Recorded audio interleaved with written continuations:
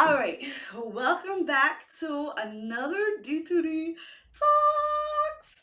So we've talked about Quita, we talked about Nick, Otis, Zoe, Tyra, and now down to my final fucking two. So let's talk about Harold. Let's get the fuck into this. Because this one was one I really, this was one of the people I didn't see not being a part of my team. I saw this person being a part of my team for life. To be honest, even though he has plans to go off to the military, I figured by the time he came back, he said he would help invest money, and by the time he came back, it would just be blown up, and it could be beneficial for everybody involved. But tearing up their studio. But anyway, so let's talk about him. So he came to the team. He was the third person to join the team. He has, I wouldn't say he's been here from the beginning, but he's pretty much been here from the beginning, almost a couple weeks into it. I did an interview with him. The interview just went into like this whole talk session where it kind of was at the point where it's like, okay, like you might as well be a part of the team. So he got a part of the team. He was a great co-host while it lasted. I loved having him. I felt like so majority of the time you saw me, Harold, and Illy. So behind the scenes was more like Tyra, Zoe, Otis, and the rest of them.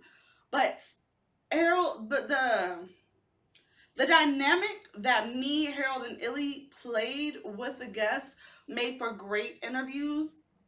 Illy had the fun, flirty side. Harold had more of the serious, logical, gonna make you think kind of questions. And then y'all know me with all my randomness. It just gelled. Okay. It comes to a point in a career. Let's take like the Joe Budden situation that occurred. So Joe Budden had Rory and Ma. And it's the Joe Budden show, and then it's Roy and Ma. Well, although they played a huge fucking part into it, it was still the Joe Budden show. It got to a point where I felt like he was feeling like we're all equal playing members, and it wasn't like that. I felt like he wanted to go against my authority. Not that I was dictating, but wanted to go, like, if I had an idea, I was very open to suggestions with my team and everything, but ultimately it's my decision. Why? Because it's my podcast. I started this. I'm the one paying for everything, putting all the money into this, and just wanting it to grow. Although they were here to help, they only paid like a small percentage. I mean, let's face it, just coming here to sit on the couch and do interviews or going to events is not all the work I needed. I needed help. And he would always say he's going to help me, then would always show up 30, 40 minutes late. Well, if I'm only asking for 2 to 3 hours of your time and you show up 30, 40 minutes late when we could have had all this work done, it's really no point. And so I was just like, okay, next time. And it never got to a next time. He never made time to be like, okay, Paislee, I'm here, I'm on time, I'm dedicating these hours to you, blah, blah, blah, so on and so forth. And it just never got there. And it was really, really saddening to me that he had to leave. Like, I didn't want Harold to go. But it gets to a point where you're not going to be disrespectful to me. Like, you're talking to me, you're undermining my authority, you're talking to me disrespectful in front of teammates, you're talking to some of the other teammates just crazy, as if we're not all on the same playing field. And just, he wanted things to go his way. So I recommended that he just go back and redo his podcast. His first podcast was at a school, so he couldn't be as explicit or he wanted to go. Now he got more experience doing Doobie Sadala, so I hope he goes and starts his own and just does his Herald show, because at the end of the day, he don't want to listen to the ideas that I had for my company. It was good while it lasted. I really appreciate all the work that he did put in. He did go to different events when I wasn't able to make it. He was a great co-host. He was fun to have around. But Leos, I don't think two fire signs can be on the same company and can't be in the same kind of position because they're gonna clash. It was a lot of clashing with him, and although me and him have always argued in our relationships, I somehow thought it would work on the podcast, and it just didn't. Um, I'm just not gonna deal with disrespect. We talk about that too much on here for me to allow that to happen on my team, and I'm not gonna let that happen. He was disrespectful to me. He was disrespectful to Illy. Um, yeah. So honestly, the last conversation I had with him, I texted him. I said, "Hey, if you have such a problem, you know where I live, you know where I be at. Pull up on me. Let's talk. Let's smoke it out and talk." He never responded, so I just left it at that. You want to be disrespectful?